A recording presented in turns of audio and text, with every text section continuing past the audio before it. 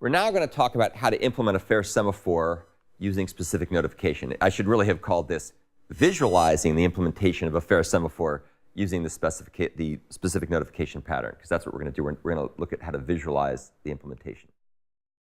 Okay, so here is the big picture view. This diagram here, kind of on the left and on the top, is a monitor object view of a fair semaphore. That's what we're showing here. We have a critical section, which is the part that has to be protected, of course, from concurrent access. And the main thing we're doing here is we're protecting the permit count, and we'll also see there's a queue that we'll talk about shortly. And let's imagine, for sake of argument, that we create ourselves a fair semaphore with an initial count of 1. So it means it's unlocked. And thread T1 comes along and wants to acquire the fair semaphore, which it should be able to do because it's currently unlocked. So thread T1 comes along, calls acquire. That enters the monitor object. And it will go ahead and get into the critical section because there are no other waiters at this point. So we get into the critical section. And that, of course, will use the intrinsic monitor lock if you're doing the undergrad version of this assignment, which uses monitor objects. If you're doing the grad version of this assignment, use reentrant locks and condition objects or condition object. And so we get in here. We've acquired the monitor lock to protect the object state from race conditions because we don't want concurrent access screwing up the permit count and the other internal details. If the queue is empty, and there's a queue here somewhere too, and the permit count is greater than 0, which it was, we decrement the count and we return.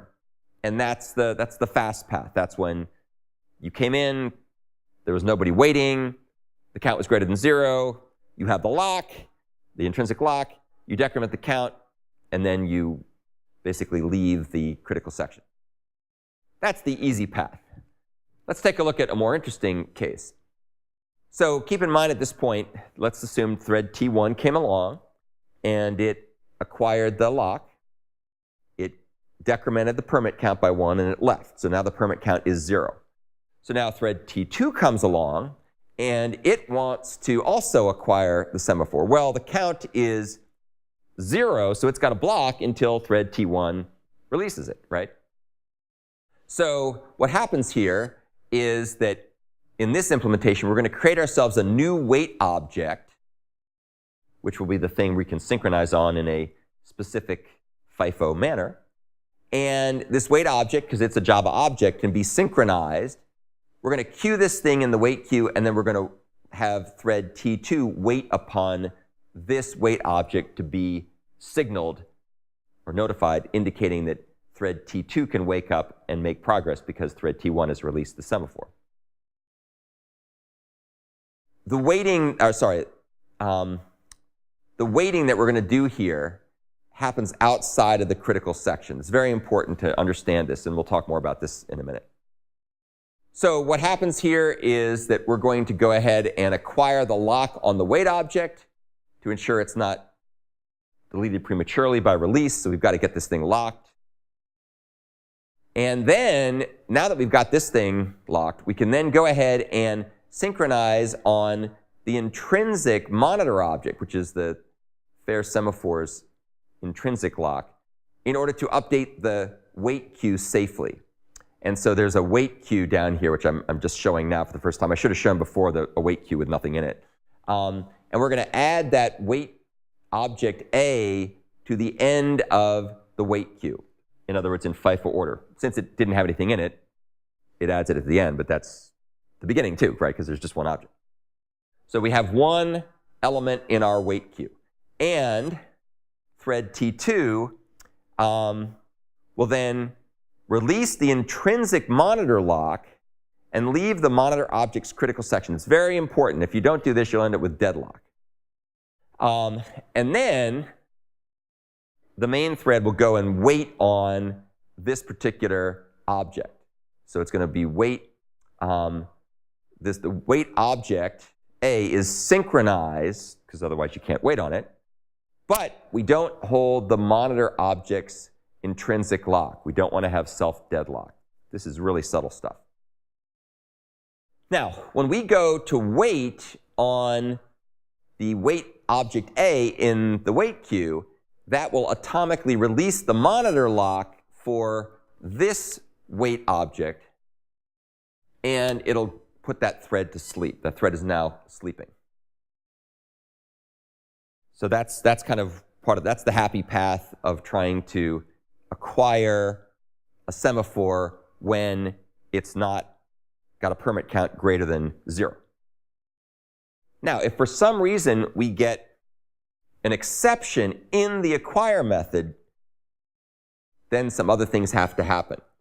We have to reacquire the monitor lock in the catch clause in order to access the wait queue safely, because we don't want to have it be attacked by multiple threads and end up with race conditions.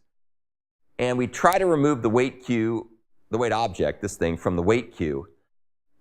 If it's not already there, someone else has already released it, so we're going to give the permit back. If it's not on the wait queue, another thread has released it, and so release is where the permit is given back. And then in our acquire portion in the catch clause, we rethrow the interrupted exception. This is very subtle stuff. If you recall when we talked about interrupted exceptions, I talked about patterns for using interrupted exceptions correctly.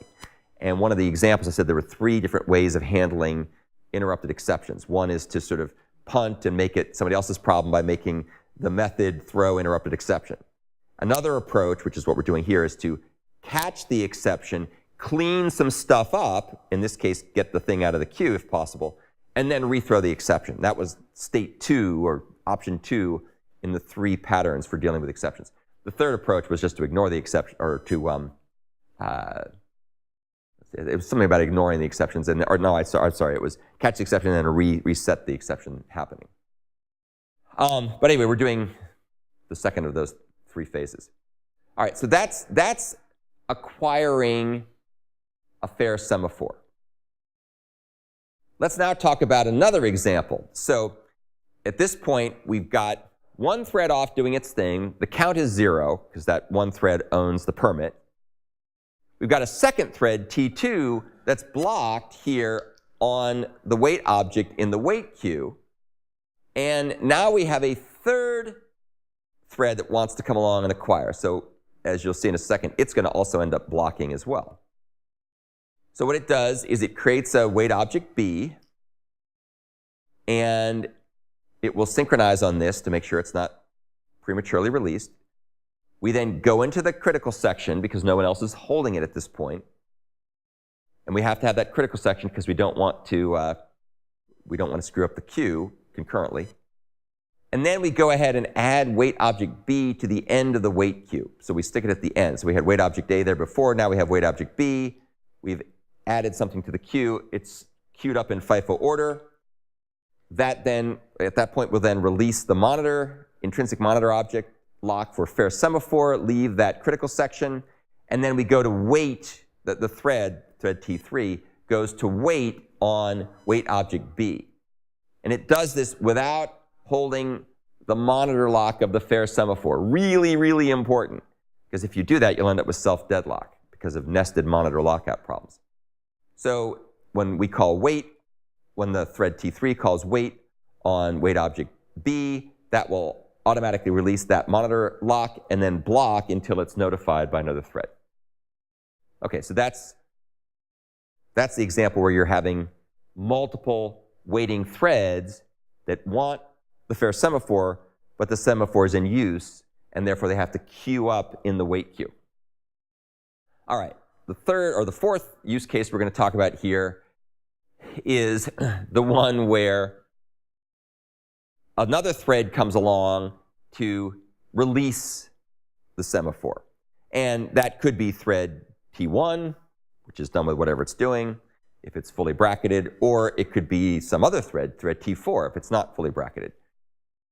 In any case, this other thread, T4, which could be T1 or T4, is going to release the longest waiting thread, which in this case is thread T2, which is waiting on object A. So remember, thread T2 was over here waiting, thread T1 was over there waiting, thread T3 was over there waiting. we're going to release, some other thread's going to release that lock. And here's what happens. It comes in, it acquires the intrinsic lock for the fair semaphore because it wants to access the queue. It then comes along, and if the next waiter, which is waiter A,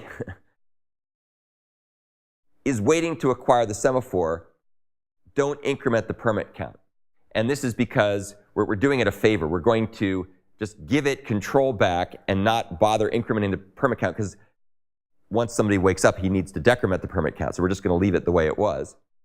So if there's another, if the next waiter is another thread that's waiting to acquire the semaphore, don't increment the permit count. We're just going to go ahead and say, okay, you can start up running. And so what we do instead is we go ahead and acquire the monitor lock on the wait object in the queue, or I think we've removed it from the queue at this point. It's not in the wait queue anymore. We go ahead and take it off the queue. We acquire the monitor lock, so we've got exclusive access to this thing. And then we inform it to wake up. And the way you do that, of course, is by calling notify. So you notify that object that it can now wake up. That the undergrads would use notify on this object. The grad students will use signal because they'll be using reentrant lock and condition object. And so what that does, after you notify this thing, you then go ahead and leave the critical section on this object. And that way, thread T1, whoops, actually this should be thread T2. Waiting and acquire can continue. So thread T2, which is waiting, can go ahead and continue because it's waiting in order to do that. This guy then leaves the monitor object's critical section, and if there were no waiting threads, then we're going to increment the permit count by 1. If there was a waiting thread, we leave the permit count to where it was before, and we just wake up that thread because it's essentially a wash, right? The release is supposed to increment by 1, and then acquire is supposed to decrement by 1. Well, if we woke up a thread, then we just say, all right, I'm going to do you a favor and just leave the count where it was before. I didn't decrement it. You don't have to increment it. And that's actually important because of race conditions. However, if there were no waiting threads, if there were no other threads that were waiting, then we increment the permit count by 1, indicating if somebody else comes along, they can acquire the semaphore. In this particular case, there's another waiter, so we can't do that. Okay, so that's a summary of how to implement the fair semaphore using the specific notification pattern. And I strongly recommend that you do several things for the next assignment. Obviously, read the assignment, watch the video, look at the skeletons, maybe go back and rewatch these videos, read the paper, which kind of shows the overall structure of this stuff, and start early. It is not at all a simple assignment. It requires a fair amount of understanding of concurrency and the semantics of waiter objects with notify and wait, or reentrant lock condition objects with basically await and signal and so on. You should not be using signal all. You should not be using notify all on this assignment. Just use wait or signal because we've got a queue of these things, so we're specifically notifying an individual thread to wake up and go on to the next phase.